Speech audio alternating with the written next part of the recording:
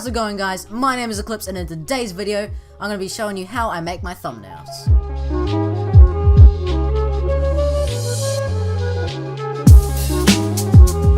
So guys, this is the thumbnail that I'm going to be showing you how to make today. It's pretty similar to how I make all my thumbnails, except for the rare few. Most of them look like this, or similar to this at least. So what we're going to do to start is we're going to make a new document by going Control N, and then we're going to put in the YouTube thumbnail size, which is for me 1280 by 720, and make sure that it's landscape, and we want it to make sure it's pixels, and then maybe about 100 pixels per inch, with the background being white. So when we create that, this is what we'll get, and this is looking pretty good. We just want to unlock this layer and delete it. So I'll make a new layer and then delete this white one. So the first thing we're going to put on this layer is a black fill. So, okay, hold up, let me just make the hardness of this brush 100% so we can just fill it in, or you can use Alt Backspace. But once you've done that, we're going to add our background image. So we're going to go Control Open, or find the image you want and bring it in. So for this image, I just have a picture of my videos, so I will put that into the thumbnail, and then we can resize it how we want. So for this, I think I'm gonna scale it up to where the videos are, and then I will rotate it slightly, just ever so slightly, so that you get the rotation, but it's not too overbearing. So once you've done that, we'll click enter, and that should be good for our thumbnail for the background. So for this image, we're just gonna reduce the opacity to 60% so that the black comes through and looks a bit darker. It's not as noticeable. And then we're gonna go up to filter, into blur and Gaussian blur, and we'll put it on maybe whatever you think looks best, but I think I'll do 3 for this. So that's once again, so that's not too overbearing when you look at it. So now what we're going to do is we're going to add some adjustments to this. So the first one we're going to do is a black and white, which will simply make all the colors black and white, as the name suggests. You don't need to play with the settings on this one, just the default black and white is good. And then the other one you want to put on is an exposure. And for this, you just want to bring the exposure down to maybe -2.5, like around -2.5 should be good. And once you've reduced it down that much, the thumbnail should be looking pretty good, and we can move on to the first part of the lighting. But first, before we'll do that, we'll just group these layers, and we'll call it background. So the next layers we're going to put on the lighting. So for this, for these colors, I'm going to use purple and orange, like we used here in this one. Let me see. Okay. So what we want to do is reduce the hardness of the brush to 0%. We'll make sure that it's a soft brush, and then we'll bring the size up to be quite large, I think. And that's really good. So it needs to cover about half of the design. So we'll use this purple as the first one. I think put it on the bottom corner. Yep. So on the bottom corner, put the purple. Try and get the middle of the circle to be on the corner, so it's so it's the brightest at the corner. And once you've done that, it should look something like this. And then you can make a new layer and add your second color, which in this case is going to be orange. This orange will do, I think. And we'll put it right there. That looks pretty good. I would say we could maybe make the brushes a bit bigger, just for the orange at least. So we'll do that, and that looks awesome. So once we've added that lighting, that's pretty simple. You just want to group these, and we'll call it lighting 1. Of course, when you make it, you can make it any color you want, or you could use a hue and saturation, or I'm not sure this looks too good. Like pink and yellow looks pretty good. And then of course you can just change the colors however you want. You got green and orange, you know, or you can just put in your own custom colors if you want, by using the color wheel. So once we've done lighting 1, we're gonna add our lighting 2, so our second layer of lightings. For this, we're gonna get another soft brush, but this time we're gonna get white. And for this, we're gonna make it maybe a bit smaller. We'll put it at maybe 1,400 pixels. And you just want to do one single light at the top of the design, and this will be your focus light. And for this, we're just gonna lower the opacity so it's not as noticeable. And once we've done that, we're gonna make a new layer below that, and this will be like your kind of like your marquee brushes on the side, like the shadows on the side. So for this, you just want to hold shift and drag down while holding shift, and this will make a straight line down the center, on the side of it, sorry. And then I'll do the same on the other side. I go up and down. And once you've done that, that looks pretty good for the shadows on the side. You can, I'm going to move it over a bit, I think, just simply because, okay, that looks good. So for this, we're just going to lower the opacity as well, because at the moment it doesn't look that great, just having it completely black. Put it on maybe 20% opacity. So it doesn't necessarily need to be completely noticeable. Like, if you turn it on and off, you can clearly see the difference. So if you have, you don't have these lightings on, it looks a lot different. But if you don't do this, I just think it still looks alright if you don't do this. So I guess it's really up to you with this lighting. So we'll call this group lighting 2, and you can clearly see the difference that this lighting makes.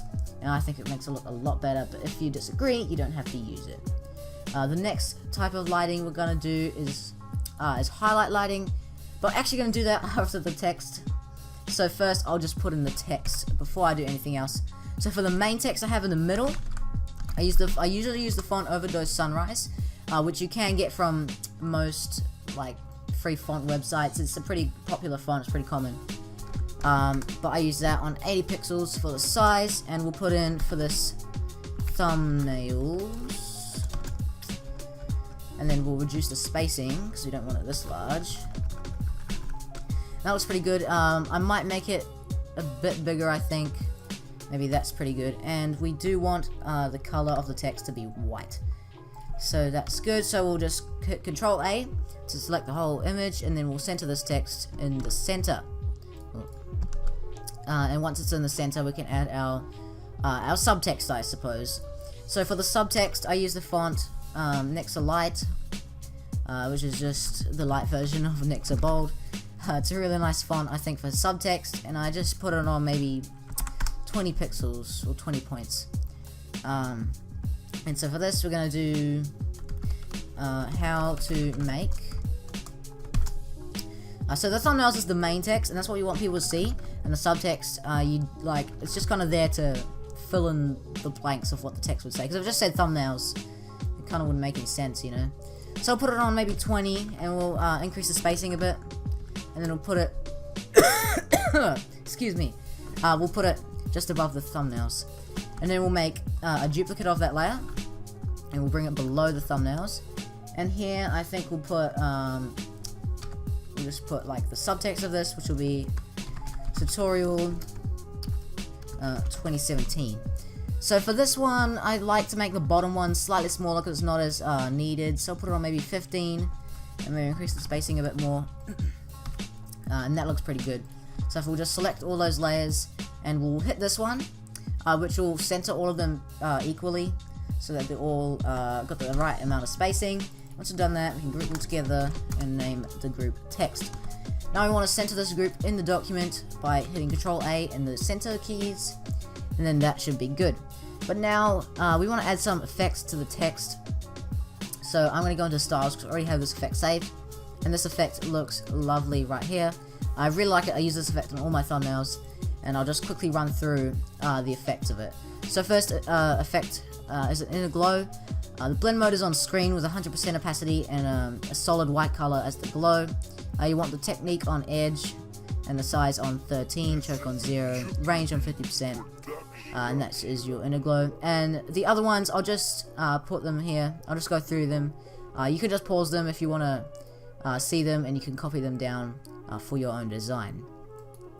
So once you have this effect, you want to put this on all of your text layers, and that will look good. If you want to, you can reduce the drop shadow of the subtext because of the fact that it's quite large. So I'll just reduce that down to maybe 7, and we will copy that layer style and put it onto tutorial. So that looks really good. I might actually move these up a little bit, move them closer to the thumbnail so that the text looks a bit more coherent. And then that looks good, and I might resize the text a bit, make it slightly bigger. Alright, that looks really nice. It's really starting to come together. Pardon me. I'm so sorry. It's really starting to come together now. And we're almost done. We just want to add those highlights that I was talking to you about before. So we're going to add white. And then we'll make the brush slightly smaller, and wherever you think on the design needs highlights, you can put a highlight. So I might put one there. So it's just kind of on the focuses, kind of dot them around. So for the text is the first highlights I like to do, and then I like to make other ones on the background that kind of highlight stuff on the background. So I highlight some of these videos that I like of mine, and once we've done that, that should be good. So for this, we're just going to put the blending mode on overlay for this layer, and we'll reduce the opacity to 60%. And it's, as you can see, it kind of gives it like a spotlight kind of look, and it looks really nice. So you can group that, even though it's one layer, but I like grouping all my layers, and we'll name it lighting 3. So now that we have this design, it's looking pretty good for our thumbnail, but as you can see, it looks quite different. And the reason for this is because we haven't added our CCs yet. So I'm going to open my exclusive CC pack that I just released last week. And so if you want to download that, check out last week's video, and you can get that for free. It's a free download in that video. So what I'm going to do is I'm going to open the pack, and I'll pull out these color corrections, and I'll simply drag them into my thumbnail. And okay, wait, I just dragged it into the wrong one. Just kidding. Okay, so we're here. We will select our CCs, and we'll drag them into our thumbnail. Alright, so I like to put it below the text just because some of the CCs mess with the text effect. So I always put them below. And now I just simply cycle through the ones that I like, and let's use the ones that I like to put them onto the design. So I have chosen just a single CC for this design. I think with the colors, really makes the colors pop a bit more. As you can see, this is the difference.